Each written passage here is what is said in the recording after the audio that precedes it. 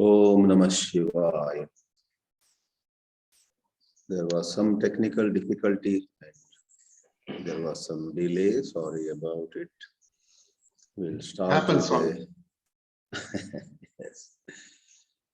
Thank you.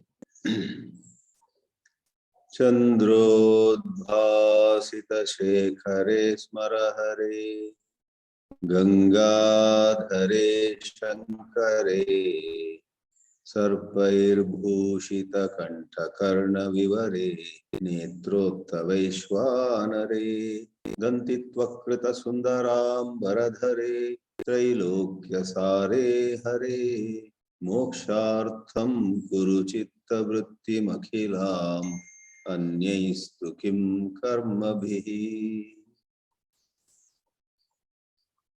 With Lord Shiva's grace, we were able to make a beginning last week with this very beautiful composition by Adi Shankaracharya called Śivānandalahari.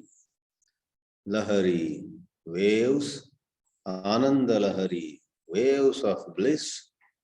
Śivānandalahari thus means waves of bliss that arise in our bosom when we are filled with devotion to Lord Shiva. In the first two verses, we saw there was Mangala Shloka, which did salutations, offered pranams to both Shiva and Parvati. Then there was Prarthana Shloka, which mentioned the greatness of Śivānandalahari, like a stream that flows and cleanses the lands. This Śivānandalahari flows into our heart, cleaning up and making our bosom utterly pure to receive the liberating wisdom of spiritual truths. We now enter the third shloka, which may rightly be called Dhyana Shloka. As we said before, this shloka can be used in our own prayers, or if you are doing Panchakshari Japa Namah Shivaya or Shadakshari Om Namah Shivaya, you may use this third shloka before you begin the actual japa. As said before, many of the shlokas in the beginning are in Shikarini meter. If you see, for example, the structure of even the first and second verse, or now the third verse, Traivedyam Hridyam is a set of 6 syllables. Then Tripurahara Madhyam Trinayanam is 11 syllables. And 6 plus 11, 6 plus 11, 6 plus 11 and 6 plus 11, 17 syllables in each quarter is the hallmark of this Chandas meter called Shikarini. I would not go into all the details, but one way to quickly recognize Shikarini is not just the total number of syllables, but the first 6 have only the first letter Laghu. The next 5 syllables are Guru. Tra is Laghu, ends in a short vowel. E, Ve, Dyam, Rid, Yam, all 5 of them. Therefore, to wind up this reference to the Chandas, the first syllable being Laghu, 5 syllables at one go are Guru, and then there are another 11 syllables, making 17 syllables in each pada. It would help us recognize this is Shikarini meter. Saundaryalahari also has Shikarini meter in most of the verses, if not all. So let me sing this Traivedyam hridyam tripuraharamadhyam trinayanam Jatabharodaram chaladuragaharam mrigadharam Mahadevam devam mai sadaya bhavam pashupatim Chidalambam sambam Shivamati vidambam hridi bhaje. In these verses, one of the exercises that is helpful to students is to recognize what the main sentence is. In this shloka, the main sentence is just 3 words. Aham Shivam Bhaje. There too, the word aham is not explicitly mentioned in this shloka. Therefore, Shivam Bhaje. I adore Shiva. I worship Shiva. I admire Shiva. Bhaje can have all these meanings. And then rest of it is some details. First of all, as the 4th line has it, Sambam Shivam Hridi Bhaje. I meditate upon him in my own heart. Hridi, Hridaya. Aham Shivam Hridi Bhaje. You got the main sentence. Then in this shloka, most of the other words are adjectives. That means descriptions of that Supreme Shiva whom I worship. Shivam, we can begin with the very first word, Traivedyam Shivam. I adore that Shiva who is Vedyam, to be known through the three Vedas. In other words, Vedas, which popularly are classified into 4, are also classified into just 3. So call it 3 or call it Chatvaraha. They are the Vedas according to 2 different sets of criteria. So Traivedyam. Trai is a phrase that represents the Vedas. Veda Gamya. Therefore, we are mistaken if we think the Vedas are about simple nature worship, or they are about Indra or Varuna, or they are about rituals, they are about certain restrictions and do's and don'ts of Achara. All of them are topics of the Vedas. There is hardly any topic not touched upon by the Vedas. While thousands of topics do exist in the Vedas, finally, at the end of it all, where are we to reach? What is the ultimate destination where Vedic wisdom will take us? This name, Traivedya, asserts that ultimately it is to realize the glory of Shiva. Shivaha eva Vedebhyaha or Vedaihi Gamyaha Vedyaha Traivedyaha Shivaha Traivedyam Shivam Aham Hridi Bhaje. Hridyam. Hridya is beautiful, something that touches our heart. No matter how many things man makes, we the humanity, women and men make, finally nothing to beat nature. What can beat sunrise in its beauty? What can beat the moon, full moon, in its charm? And the spiritual science, Adhyatma Vidya, tells us if nature is so grand and beautiful, the creator of this universe is unimaginably more beautiful. Hridya. Literally, Hridaya is that which appeals to our heart. You and I have our own attachments to modern gadgets and technology and all that. But when we are stressed and exhausted, we wish to go to the riverside. We wish to go to the woods. We wish to go and watch the waterfall. So, nature refreshes us more than things made by ourselves.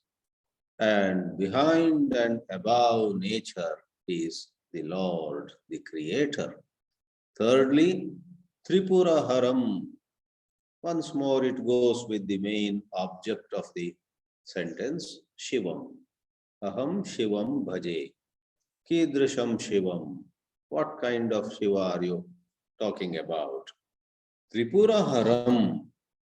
There is a story in the Puranas where there were three demons who were seated in three cities, and those three cities were moving at high speed in space, and the three Rakshasas had obtained boons to the effect they can be killed only when those three cities are in one line and many other conditions. That was next to impossible. All the gods go and pray to Lord Shiva, and he then plays an unbelievable feat. And exactly when those three cities are in one line, he shook three cities, thereby destroying the three demons. Three, in English also, three. Pura, cities, and Haram is destroyer. Tripura Haram. And in the Vedanta, we attach a deeper significance to this story without dismissing the story as symbolic. For us, a whole lot of stories are real. They certainly are real. They are not to be put aside as mere symbols. This is the Astika Drishti. We believe, and if not literally true as mentioned in the books, they certainly are true in skeleton.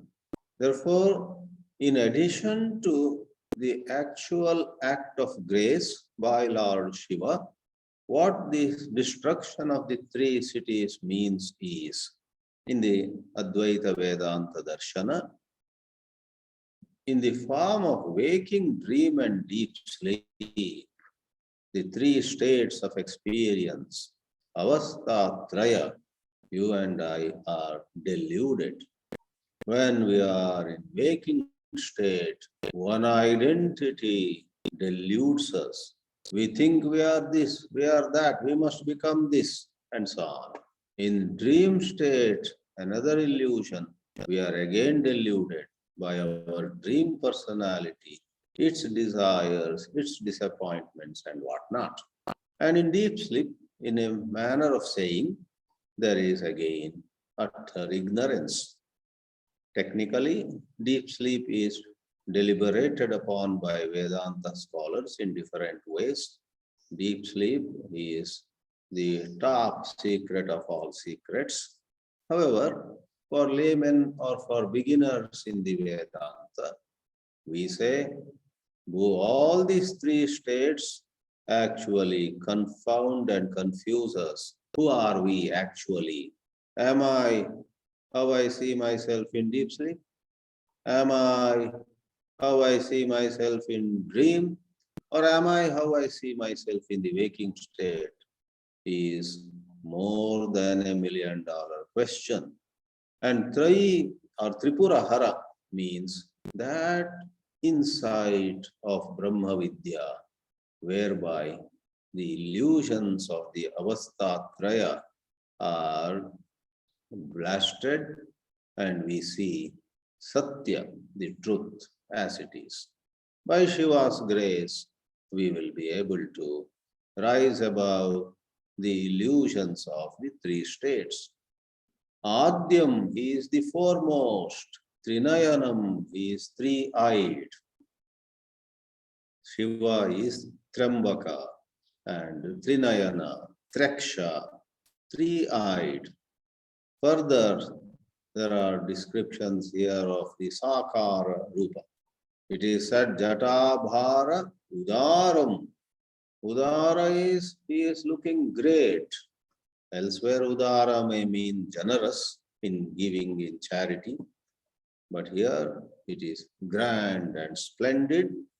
He looks splendid with Jatabhara, a lot of matted locks.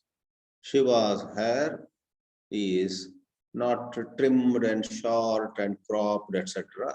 Rather, it is a huge mass of hair, and we know how it could hold Ganga. Ganga that was coming down with tremendous force was held in the matted locks of Shiva as though it was a little drop.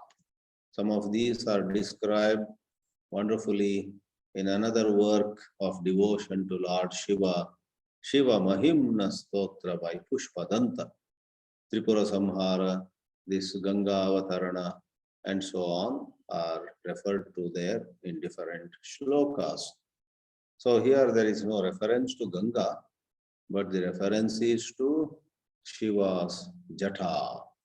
Jata Jutadhari, as we call elsewhere. Next is Shivam Bhaje, Kidrisham Shivam, Chalat Uragaharam. Uragaharam itself means having uraga, say a snake, or even in plural, snakes, as hara, garland, as a mala. And those snakes are not steady or fixed. Chalat means they are moving. His garland is moving up and down, from left to right, right to left. So somebody may get scared, but when we have devotion to Lord Shiva, there is nothing scary.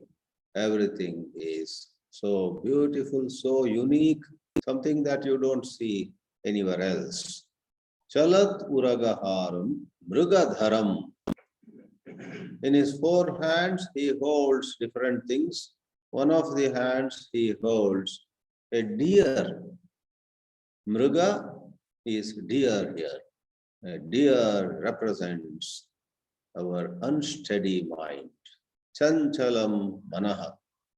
Chanchalam mana Krishna pramati balavadridam. Tasyaham nigraham manye vayoriva sudushkaram, says Arjuna on behalf of all of us.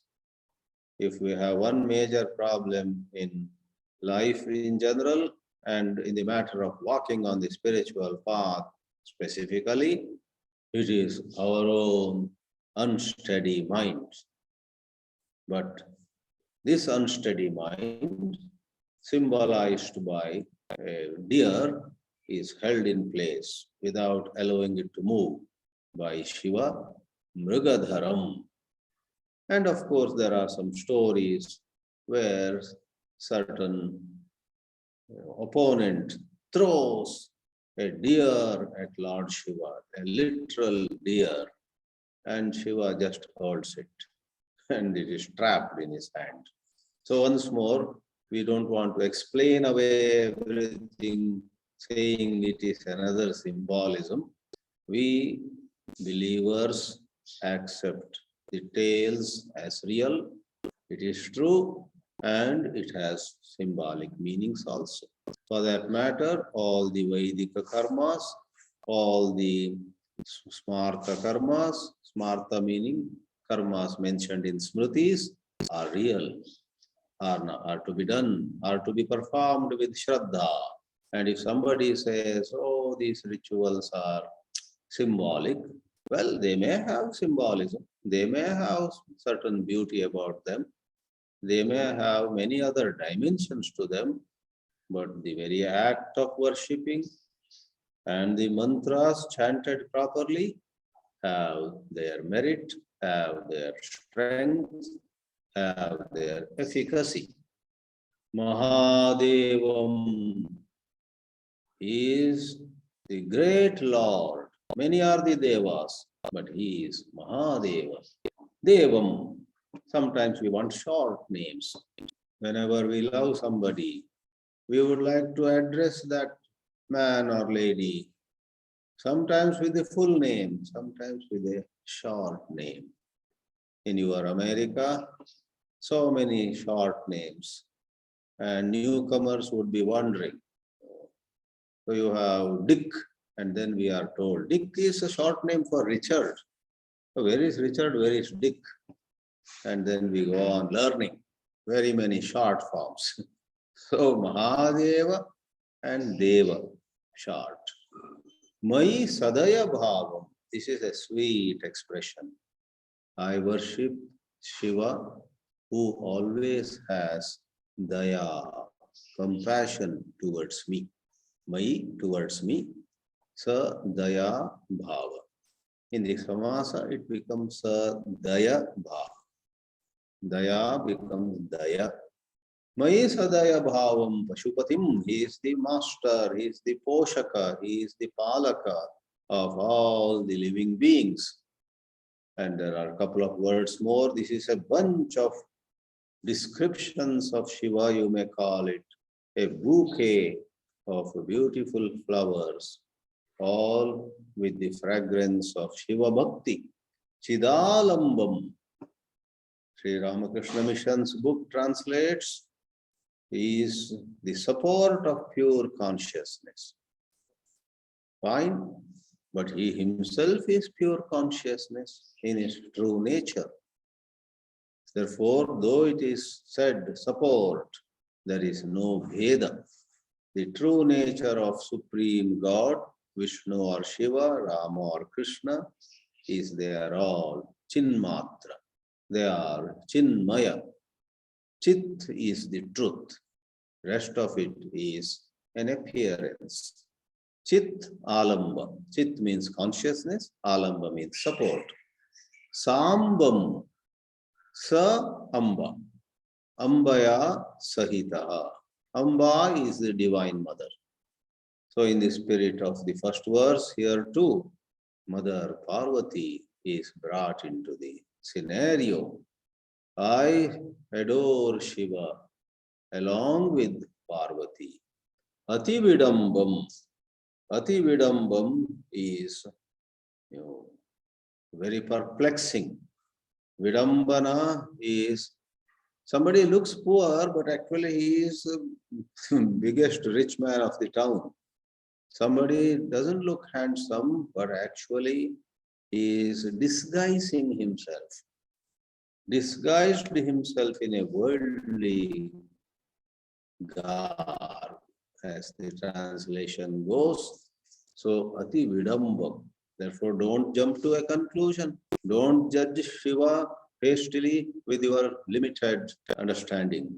Explore, realize, know Shiva in his deeper and less known dimensions. After this Dhyana Shloka, where once more the main sentence is Aham Shivam Hridi Bhaje. I adore Shiva in my heart, and then the rest of it is description. I adore Shiva, who is to be known by the Vedas. I adore Shiva, who holds a deer in his hand. I adore Shiva, who is the protector of all living beings, and so on. Now, in the fourth shloka, the devotee Adi Shankara, on our behalf, standing in our shoes, begs of Lord Shiva, saying, in this universe, we believe that there are many deities. Different people worship different forms, but I do not think that anyone else can help me. If there is one who will save me, that is you, O Shiva. Therefore, Yache. There is a verb in the fourth line of the shloka we will chant now. Yache. The main sentence is Shambho, O Shiva, Tava Padam Bhoja Bhajanam Yache. I beg of you to bless me with the mindset, with the unceasing inclination to adore your lotus feet. Bless me that I always think of you, for that is the cure for all my ailments. Therefore, Shambho Tava Padambhoja Bhajanam Yache is the main sentence. Sahasram Vartante Jagati Vibudha Kshudra Faladha Namanye Swapneva Tadanusaranam Tatkrita Phalam Hari Brahmadinamapi Nikatabhajama Sulabham Chiram Vyache Shambho Shivatava Padam Bhoja Bhajanam. To trim even the main sentence, the thrust of this whole shloka is, O Shiva, Bhajanam Yache. Why is it that all of us intend to do japa, dhyana and many things, but there are days where we are so much caught up in worldly matters?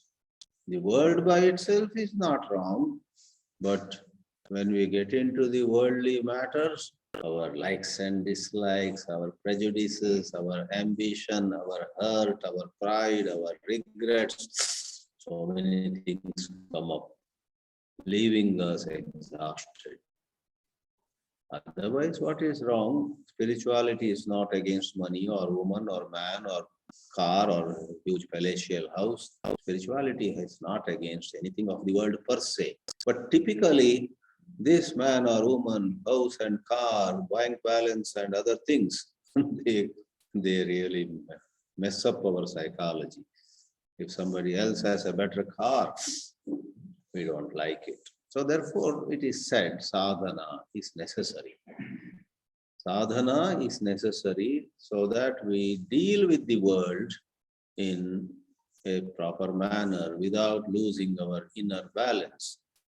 Yache, therefore I beg of you, O Lord Shiva, bhajanam. Please empower me, please motivate me, please prompt me. Even when I get 5 minutes free, rather than turning the television on, why don't I do one short, quick japa of Om Namah Shivaya? If we do it, we pat ourselves on the back. I feel good now. Spiritual practices are like that. Great starting trouble. But once we get into them, we say, I should be meditating more. This is so blissful, right? But how does it not happen? Why does it not happen? Call it our vasanas or whatever. But another way of putting it is, it also requires divine grace. It is by His grace that we do bhajanam. Rest of it in this shloka is simply a reference to many deities of our own religion or other religions or wherever, without mentioning. For this Shiva Bhakta, Shiva is everything. Sahasram vartante jagati vibhudaha kshudra faladaha. Vibhudaha here means deities. All kinds of deities are worshipped by people. Sahasram, 1,000. And what they give is not significant. Kshudra means insignificant. And therefore, namanye, I don't regard, even in dream, swapneva, even in dream, tad anusaranam, tesham anusaranam, following them, going after them. So, literally, deities are meant. Symbolically, various pursuits of life. You see, the charm, the attraction of money and other things is so strong generally. Even when we have studied a lot of shastras, if you come to know some land is available at very low cost somewhere, or there is some other prospect of becoming somebody, some worldly, rise, we get attracted. We leave everything and try to grab some materialistic benefit. And those numerous materialistic benefits, powers and positions, gross or subtle, somebody may want something very gross. Already she has a 5-bedroom house in a wonderful area. Now a 7-bedroom house in another locality is up for sale, and it is within her pockets, within her reach. This is a gross example. But even people like me, scholars who are very so-called spiritual people, we may not want house or car. But somebody says, would you like to speak at Harvard University? Would you like to be invited by some famous institution in England or Italy? We say, oh, when is that? I can arrange an invitation to you. Oh, when is that? Then the dates are given. That time I have promised a small village that I will give lectures on Ramcharitmanas or something. I drop all that. The village can wait. I got an invitation from Paris in an international conference of spiritual leaders. Gaga. So that is also Vibhuda. Our being drawn to some glitter, some glamour, some kind of, passing gratification, where finally we are left with nothing, empty-handed. So materialistic things tickle us, no doubt, but they don't give to us lasting peace. Therefore, Vibhudaha, that is Devataha, can symbolically mean all attractions in the world. And the devotee here says, Tadanusaranam, following them, or Tatkrita Phalam, the results, rewards that are waiting for us in those do not interest me. I have heard Lord Shiva, even Hari and Brahma, Vishnu and Chaturmukha Brahma find it difficult to get a chance to get close to you. Sulabha means easy to approach. Asulabha, third line has Hari Brahmadina Nikata Bhajam. Otherwise, they are quite near to you, they are very close to you. But there are times when you are not easy to get. Access to you is not easy, even for them. And therefore, I beg of you, give me contemplation upon you. Give me the capacity and the inclination. Many a time it is inclination. If we are inclined, we will start, we will get going. If we are not inclined, even though we have all the capacity, we will be dilly-dallying. There is a shloka in Sanskrit, an ant that starts moving can go miles. Even Garuda, the mighty bird, suppose doesn't start, doesn't get going, will not go even one step.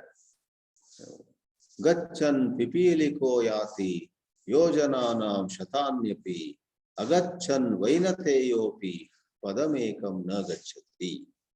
Thus the main sentence is in the last line, Shambho tava padam bhoja bhajanam yache.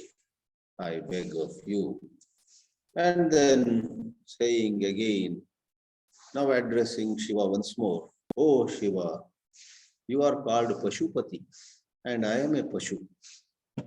People call me a king, queen, CEO of this company, manager, a managing director. People call me most respected citizen of the town, but they don't know. In my heart of hearts, I am like any other living being with all the troubles that go along. So I am a Pashu. The word Pashu has an etymological explanation. Pashyati iti Pashu. Whoever receives stimuli and responds. That's the definition you and I would have learnt in our primary or elementary school. What's the difference between life and non-life?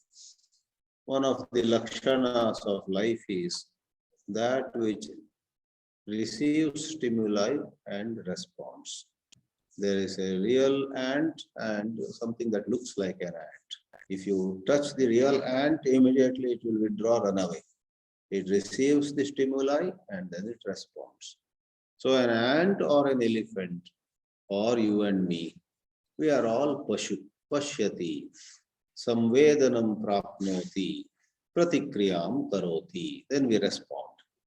So the fifth verse goes, Smritau shastre vaidye shakuna kavita gana fanitau Purane mantre va stuti natana hasyeshu achaturaha katham rajnam pritir bhavati maikoham pashupate pashum mam sarvajna pratita kripaya alaya vibho. The main sentence in this shloka, as usual, of 4 quarters, 4 padas. Mam pashum palaya. O Shiva, palaya, please protect me, take care of me. Me, Mam. And who am I? I am a pashu. I am a living being. I am a creature. I am a created being. You are the creator. And why are you thus pleading? Why don't you take care of yourself? I have given you some talent. I have given you some skills. With those talents and skills, get a good job. Place yourself well in the society. Get going, man. Get going, lady. Shiva may say. But Shankaracharya, on behalf of all of us, says, really, it is arrogance on my part to think I have this talent, I have this knowledge, I have this skill. Anyone else may suffer on the world, on the earth. Why should I suffer? In fact, I am somebody who gets received well everywhere. That is arrogance, that is egoism. I am, in my heart of hearts, I know I am no good. So the first 2 lines are a humble submission on the part of the devotee to say, I am no good. How? Smritau, Shastre. All of them go with the one word at the end of the second line. Achaturaha. Chatura means nipuna. Chatura means skilled. I am not skilled in Smriti, various Smritis, Yajnavalkya Smriti, Manu Smriti, Gautama Smriti, Parashara Smriti. Even Bhagavad Gita is considered a Smriti. And Shastre, numerous other scriptures. Vaidye, in medicine. Shakuna, Kavita, Gana, Fanitau. Shakuna, Kavita and Gana, these 3. Faniti is bringing them out.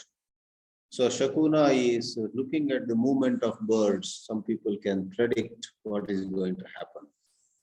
Kavita is poetry. Kavita is poetry. There was a king who wanted every citizen in this town, in the capital city at least, to have poetic skills. And he was inviting more and more poets from everywhere and giving them accommodation. And it came to a point, this is a well-known little story, those who have studied Sanskrit textbooks, this is generally a story in, some regular education, 8th grade, 9th grade Sanskrit. So the king says, call that poet, let us give him accommodation in our town. But the town had no accommodation. All houses that had been built had already been given to Kavis. The king gets angry. Find out if there is somebody in this town who cannot compose even one shloka. And we will remove him from this town and we will give his house to the new poet. And the soldiers go, and wherever they go, everybody knows poetry, irrespective of their profession. They may be lawyers, they may be merchants, they may be working in some other farmers, let's say. And to make the long story short, finally they get one weaver who takes threads and makes cloth out of it. And that weaver trembles. I am not a poet. I don't know. Then your house we will give to a poet who is coming. We will throw you out of this capital. Go and live in some village. He says, no, but please give me one chance to meet the king. And they bring him before the king. And then the king says, is it true that you cannot compose any poetry at all? In my kingdom, I want everybody to be a poet. You should be able to compose something.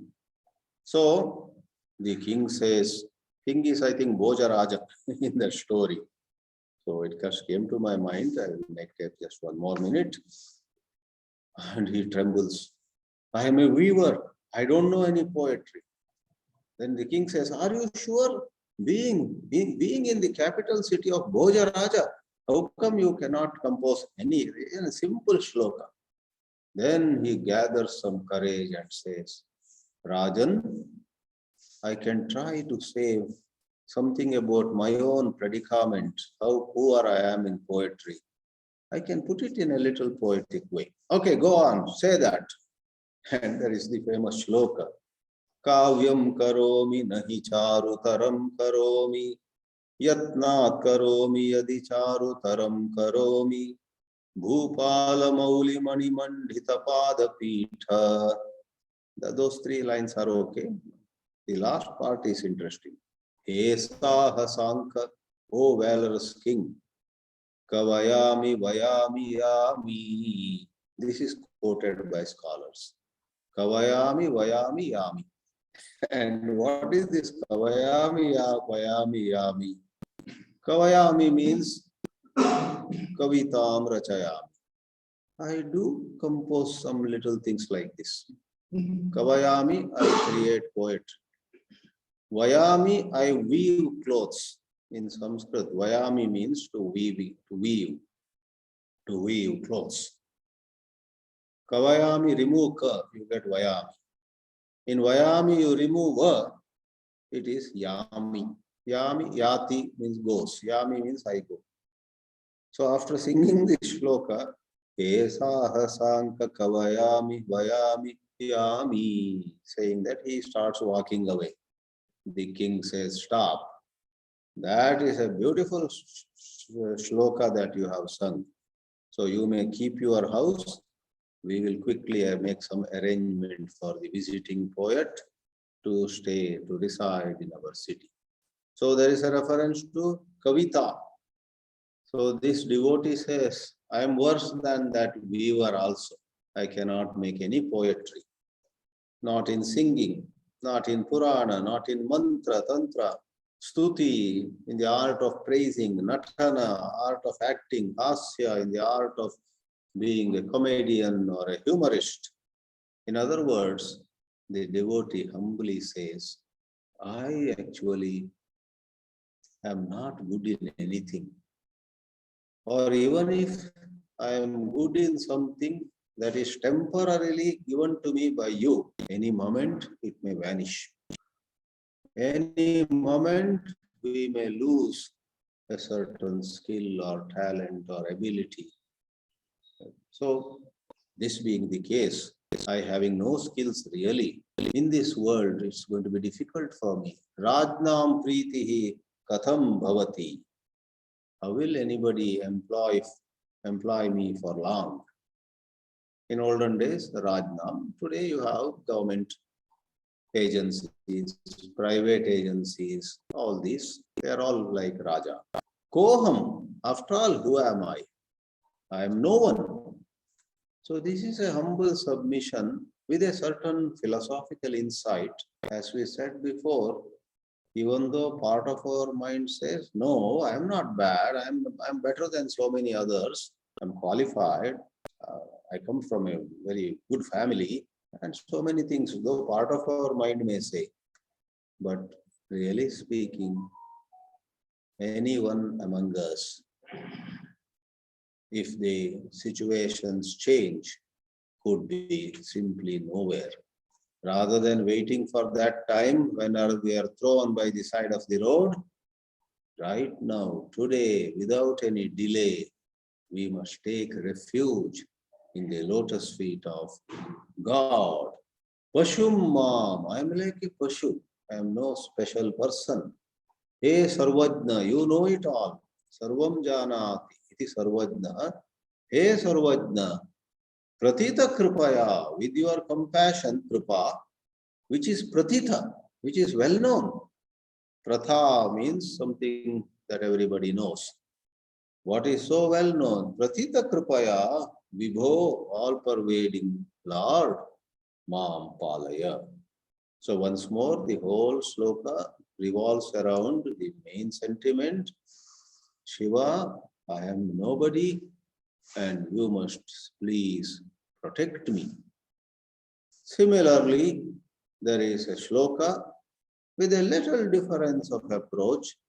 The sixth shloka addresses the mind, our own mind. You will find some shlokas in this Śivānandalahari address Shiva. Some shlokas address our own mind. We are addressing, it's called Manas Sambodhana. We address our own mind. A little philosophical teaching again. Ghato va mritpindopi anurapi cha dhumogni rachalaha patho va tanturva pariharati kim ghora shamanam vritha kantakshobham vahasi tarasa tarka vachasa padam bhojam shambho bhaja parama saukhyam braja sudhi. Let me tell you what the main sentence is. There seem to be many things said here. Gata, pata, mritpinda, etc. The main sentence is, Hey sadhaka, or Hey sadhike, O spiritual seeker, sudhihi, you are supposed to be an intelligent person. Are you? Are you really intelligent? Sudhihi, the last word of the shloka. My advice to you is Shambho Padam Bhojam Bhaja. The addressing more precisely is to the sadhaka in us, to the mind or to the sadhaka. O sadhaka, O intelligent one, please take refuge in bhakti. Shambho Padam Bhojam Bhaja. Why? Lots of things which seem to give you security in this world, they do not have true capacity to give you security. In Vairagya Shatakam, Bhartrahari says,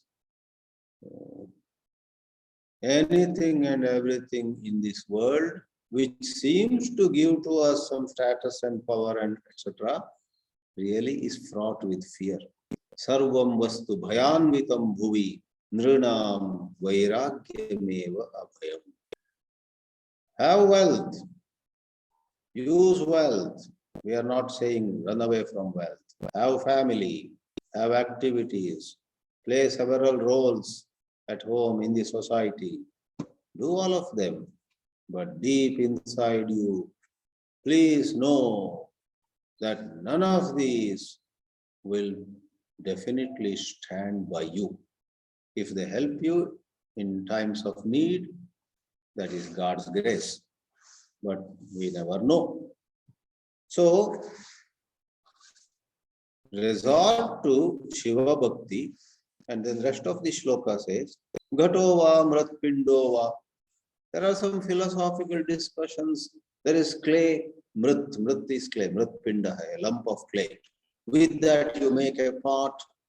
Is the pot different from the clay? Is the clay different from the pot? Can the pot exist without clay? Such philosophical discussions are taken up in Vedanta. Anuhapi, Then there is a philosophical school called Vaisheshika. You know, among the schools of thought in ancient India, which went for accepting Vedas, therefore they are called Astika Darshanas. Vedeshu Satyam Asti. There is a Satya in the Vedas. Vedas are the source of Satya. In this way, they accept Veda. In addition, they may accept God, but primarily Vedeshu Astikyam, Vedeshu Shraddha. And 6 schools are well documented. Nyaya and Vaisheshika, Sankhya and Yoga, Purvamimamsa and Uttaramimamsa. Purvamimamsa is Karma Kanda, Uttaramimamsa is what we call Vedanta. That Uttaramimamsa then is interpreted by Shankara in one way, Ramanuja in another, Madhva in a third, and some other minor variations by Nimbarka or Vallabha and others. So among them, among the 6 Astika Darshanas, so you may wonder, then what are the Nastika Darshana? Simple example, Bauddha Darshana, Buddha's philosophy doesn't believe in Vedas. Jaina Darshana doesn't believe in Vedas. And many others. The soil of India allowed so many philosophies to flourish in a broad-mindedness. They accepted and honored anybody who has something interesting to say. And first people promoted various philosophies. So in Jainism and Buddhism, so many of you may not have noted, there is no acceptance of God also, Ishvara.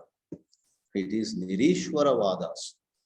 Whereas Astika Darshanas, on one hand, accept Vedas, and most of them, not all, accept Ishvara. Gata and Mritpinda is in the Vedanta. Anu, Paramanu. What is the minutest entity in this universe? Just like in modern physics, they talked about atoms and slowly progressed to find subatomic particles like electron, proton, or neutron, and then so many other quarks and whatnot. In the olden days, the Vaisheshika Siddhanta had given some theories of Anu. Then there is the Astika Darshana called Nyaya. That talks about if you see smoke on a hill, Dhumaha, hill is Achalaha, Dhumaha Agnihi Achalaha, Achala is hill. If you see smoke on the hill, there has to be fire there. Fire is not visible, but seeing smoke, you infer. That's called Anumana Pramana. Pratyaksha Anumana, Upamana, Arthapatti, Anupalabdhi, and Shabda Pramana. 6 Pramanas are accepted in the Vedanta Darshana, Advaita Vedanta. In Dvaita Vedanta from Srimad Madhvacharya, only 3 Pramanas are accepted.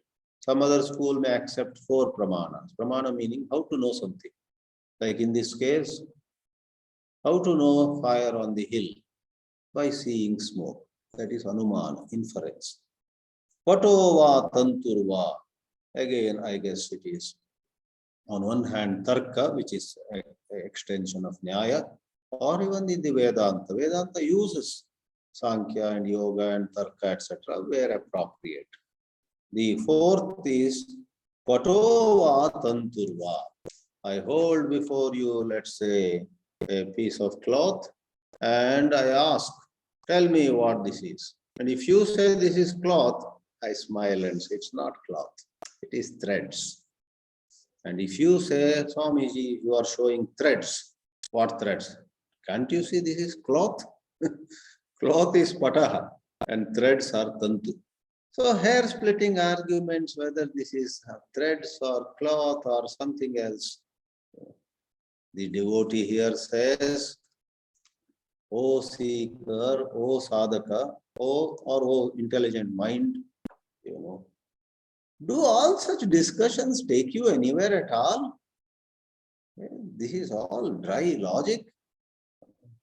talking about clay and pot, talking about Anu and Parvan, talking about hill and smoke and fire, talking about threads and cloth. Rama Rama. All of them will not take us anywhere. Asmakam ghora shamanam pariharati kyum. Oh.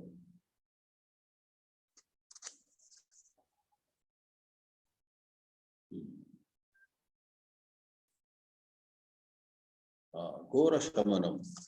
For a moment I mistook that ghora shamanam. So as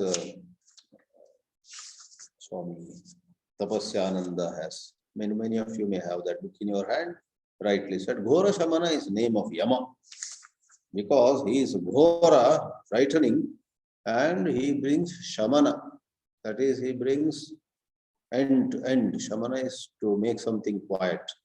Till yesterday somebody was running around, and when Yama comes and takes his pranas, that same dynamic person who was going everywhere with much energy, Shanta. In some languages, when somebody dies, they say, Unka deh shant ho gaya. His body has become quiet now. So, Ghora Shamanam, Kim Pariharati? All this logic, all these arguments, all this stuffing your head with philosophy, will it eliminate Yama? Will you be saved from death? So we realize you are saying the truth. I attended so many classes and others. I don't think I have arrived anywhere. All these classes don't seem to be taking anywhere. If you say, yes, Vedanta without bhakti will take you nowhere. Carry Vedanta, for after all you have both head and heart. Let the head be satisfied with the Vedanta Darshana. Let the heart be enriched with devotion to Shiva. Therefore, having criticized mere bookish learning in the first two lines, the devotee says to his mind, or Adi Shankara says to any intelligent seeker, Vritha kantak shobham vahasi. You are really kantak shobha. By reciting so much, chanting so much, arguing with each other, you are just torturing yourself. Tarka vachasa, with all this talk of logic and more logic, leave it all and padambhojam shambhoho vraja or bhaja. Padambhojam shambhor bhajama parama saukhyam. Supreme peace and even conquest of death from an inner point of view. Body will die, but you will have conquest of death. Parama Saukyam Vraja Sudhihi. Therefore, the gist of this once more is in the main sentence. All logic, all philosophies to no avail. Have bhakti towards Shiva. Those of you who have studied and know Bhaja Govindam, see an interesting parallel. In the very first verse of Bhaja Govindam, it is said, Nahi nahi rakshati dukrinj karane. And in this shloka, Nahi nahi rakshati nyayaha sankhyo Vedanta charchava, all these darshanas, they don't protect you. Go for Shiva Bhakti. That is the appeal made here. Om Namah Shivaya. Om Namah Shivaya. We will continue.